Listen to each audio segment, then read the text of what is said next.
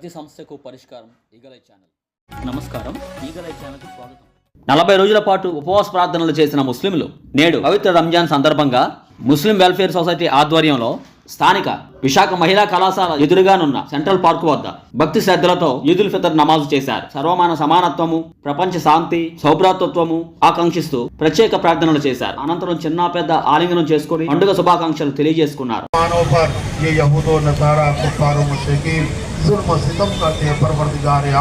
तमाम मुसलमानों के जान माल इज्जत आबरू सबसे बढ़कर ईमान की हिफाजत अता फरमा। या अल्लाह हमारी मस्जिद की हिफाजत अता फरमा, को अपनी बारगाह में कबूल अता फरमा। औज़ु बिल्लाहि मिनश शैतानिर रजीम। इन्नल्लाह व मलाइकतहु युसल्लूना अलन नबी या अय्युहल्लज़ीना आमनू सल्लु अलैहि व सल्लिमू तस्लीमा। अल्लाहुम्मा सल्लि अला.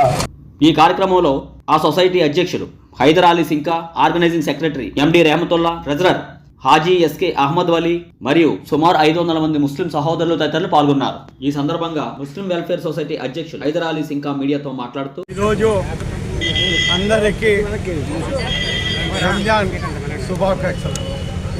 ఈరోజు విశాఖపట్నంలో ముస్లిం సోదరులు ఇవాళ ప్రపంచంలోని, భారతదేశంలోని, ఆంధ్రప్రదేశ్లో మొత్తం ఈ నమాజు రంజాన్ పండుగ 30 రోజులు ఉపవాసం ఉండి ఈరోజు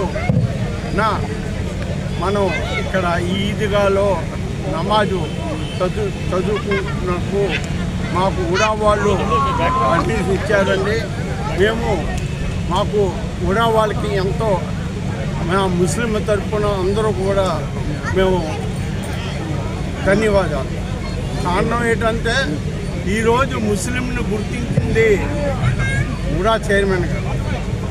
ఎందుకంటే ఇవాళ మేము ప్రతి సంవత్సరం 15,000 20,000 కట్టుకొని ఈరోజు ఇక్కడ నమాజ్ చదివిస్తున్నాం.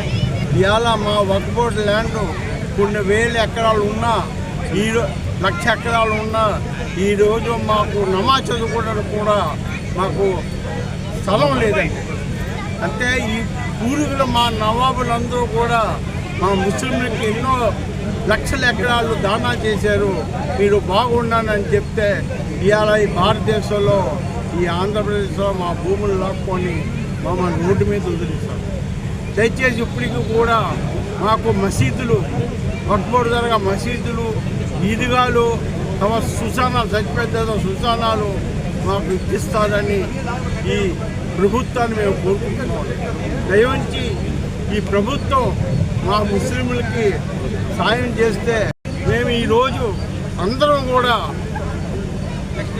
ఎవరు మాకు సాయం చేస్తారో వాళ్ళకే మేము రుణపడి ఉంటాం.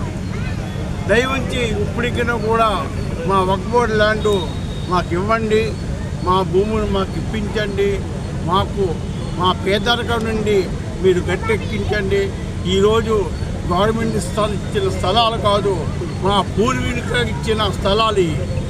ఇవాళ కొన్ని 1,00,000 ఎకరాలు ఉన్నా ఈరోజు మేము ఇక్కడ ఈ స్థితికి షెడ్ లేకుండా, ఈ మంత్రి లేకుండా ఈ స్థితికి మేము నమాజ్ చదువుతున్నాం. దయవుంచి ఇప్పటికైనా మీ మీడియా ద్వారా ఇవన్నీ మా తెలుపుతారని కోరుతున్నాము. తదుపరి ట్రెజరర్ ఎస్కే అహ్మద్ వలీ మాట్లాడుతూ, ప్రతి సంవత్సరం ఇక్కడ మన ఈదుల్ ఫితర్, ఈదుల్ నమాజ్ ఏర్పాటు చేస్తున్నామండి. ముఖ్యంగా ఈవేళ ఈదుల్ ఫితర్ నమాజ్ ఎందుకు ఏర్పడిందంటే ప్రపంచ శాంతికి, శోభాతత్వము, మానవతకు అందరికీ ఉండాలని ప్రార్థన జరిపాయి. ముఖ్యంగా ఈ రంజాన్ మాసంలో ఖురాన్ అవతరించిందండి. ఖురాను రంజాన్ మాసంలోని ఆయతులు అవతరించిన తర్వాత 23 సంవత్సరాలు అవతరించింది. 13 సంవత్సరాలు మక్కాలను, 10 సంవత్సరాలు మదీనాను. ఈ అల్లాహు తాలా ఈ ఖురాన్ అవతరింపజేశారు. ఎవరిది? జిబ్రీల్ దూత ద్వారా అవతరించి మొహమ్మద్ ప్రవక్తకు చెప్పారన్నమాట. ప్రవక్త ఈ జరిగినవన్నీ ప్రవక్తలందరికీ మానవులు తెలియజేయండి ఒక ప్రవక్త అని చెప్పారు. ఈ ఖురాన్ అనేటువంటి ఎవరికి రాసింది కాదు, రచించింది కాదు, డైరెక్ట్ అల్లా జిబ్రీల్ దూత ద్వారా ప్రసాదించినమాట. రెండోది ఏంటంటే మనం ఈ రంజాన్ నెలలో అందరూ ఉపవాసం ఉంటారు. ఉపవాసం ఉండలే కారణం ఏంటంటే ఉదయం 4 మనం భోజనం చేస్తారు, సాయంత్రం 6:30 ఆ ప్రాంతంలో విరమిస్తారు. దీని యొక్క విలువ ఏంటంటే ఆకలి తప్పులు తెలుస్తుంది. రాజులు ఉన్నారు 3 పూట్ల భోజనం చేస్తారు, వాళ్ళకి ఆకలి తప్పులు తెలియవు.